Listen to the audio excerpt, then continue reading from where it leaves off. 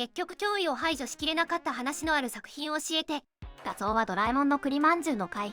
後味悪いというか、キャツらがいつか復活してまた何か事件起きるんじゃないかってモヤモヤがずっと残るよね。あれアニメだと1個だけ回収できてなかったのがのび太たちの知らない場所で2つに増えて終わるホラーエンドだった記憶がある。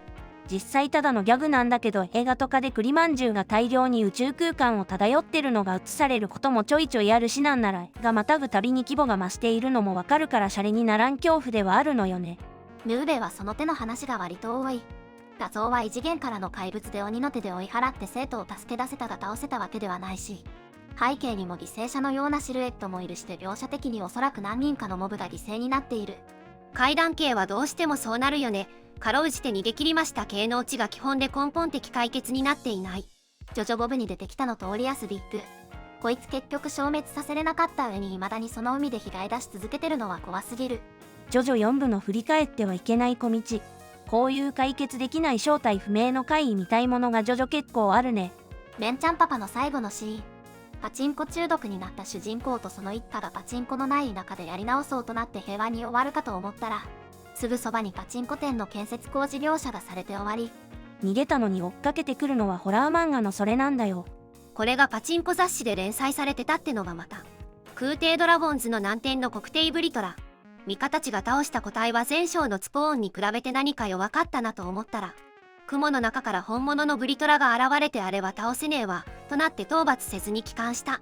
まあ未観測レベルの存在でチポーンと比べると脅威とかではなかったけどな。そもそも竜を借り切ることなんてできないし、今後も伝説の竜を狩りに行くだろうけど、全て倒すわけではないかもね。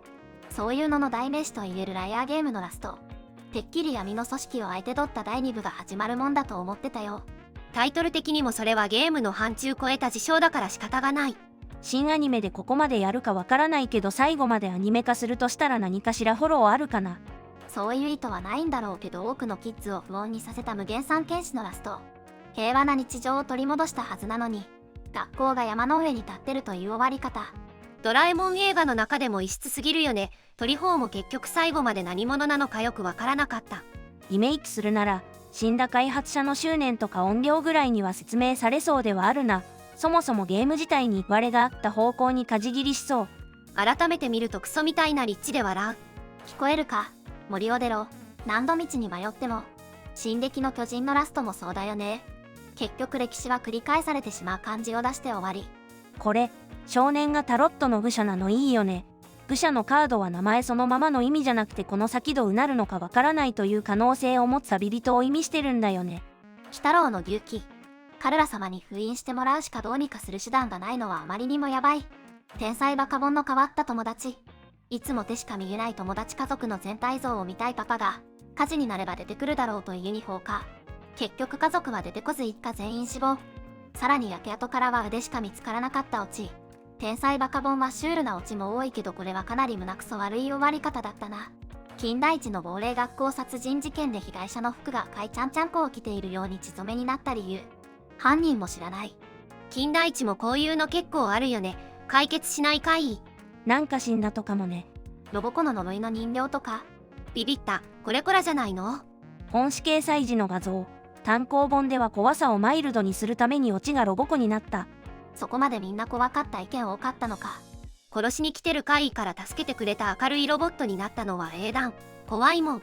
ヌーベイは倒せなかったやつは多いね。7人岬。成仏することもできずに日本各地をあてもなくさまよう7人1組の罪人の亡霊。生前に犯した罪と同じやり方で他人に殺されることでしか7人岬から抜け出せず一度取り込まれれば、俺でももう救うことはできない。とヌーベイからも言われた。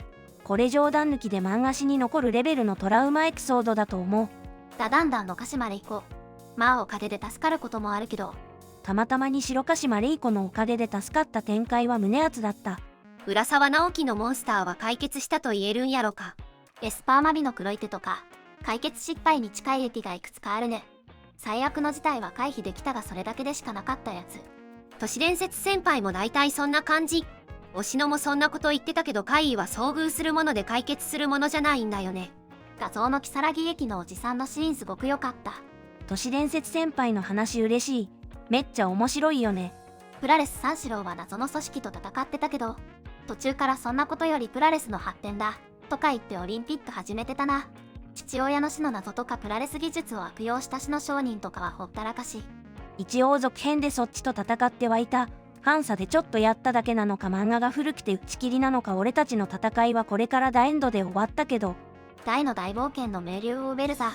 魔界兵あったらラスボスになってたのかな。コブラのザバル大型。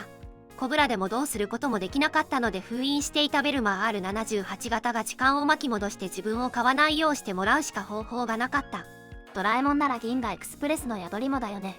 宿り天帝は倒したけど残党は宇宙のどこかへ逃げていった。あんな危険な能力持った種族は一匹でも取り逃がしたら絶対やばいけど大丈夫なんだろうか。地球にはタイムパトロールとか防衛組織が揃ってるから簡単には落とされないけど能力が危険すぎるよな。とはいえ宿りも入浴グッズで自分たちを殺せると分かった以上はかなり慎重になるだろうな。ダブル本店で一度町にばらまかれたダイヤメモリは全て根絶できないまま終わって、続編の風と探偵でも市場に流れたまま新たな密売組織が生まれては消えいたちごっこを繰り返している。麻薬と同じで一度でも出回ってしまったら簡単には取り除けないんだよね。コピーも容易にできるし。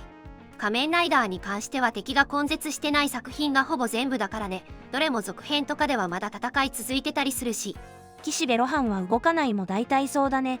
この話は人間の殺人鬼なのに結果的に野放しになったけど。そういうモヤモヤした気分に浸りたい時はベトモミの作品を見るに限る。画像は空が灰色だからの怖いもの見たさという話。何が撮れたの？何が撮れたんだろうね。気になっちゃうよね。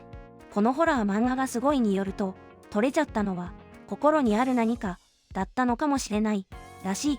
裏バイトは半分以上の話がそんな感じだよね。裏バイトは後味悪いのオンパレードだったね。なんせ霊現象怪異上位存在に異次元など一般人にはどうにもならない状況を打開して生き残りバイト代を稼ぐ話なのでほぼ解決しない。ヌーベイはヒロシが怪しげな敵やから20日ネズミを飼ってしまいそれが大量に増える話が地味に怖い。ラストでネズミたちを鬼の手の幻覚で追っ払ったヌーベイが厳しい自然で生き残れる可能性は低いみたいに言うけど、教室中のものも仲間の死骸もバリバリ食うネズミの集団とか他の生物も余裕で食い荒らしそうだし、ヒロシにネズミ売りつけたトラサンパロキャラの敵やワラフトに別の町でも子供に売りつけてて、ヌーベイも存在を認識してないという二重の脅威が残ってる恐怖。ヌーベイのトラウマはたくさんあります。トラウマになったものをまとめた動画でも作るかな。怖いかな。海外ではまた違った見方がされていた。日本とは異なる海外での受け取られ方をまとめた動画も面白いです。次はどんな漫画のネタをまとめようかな。またよろしくお願いします。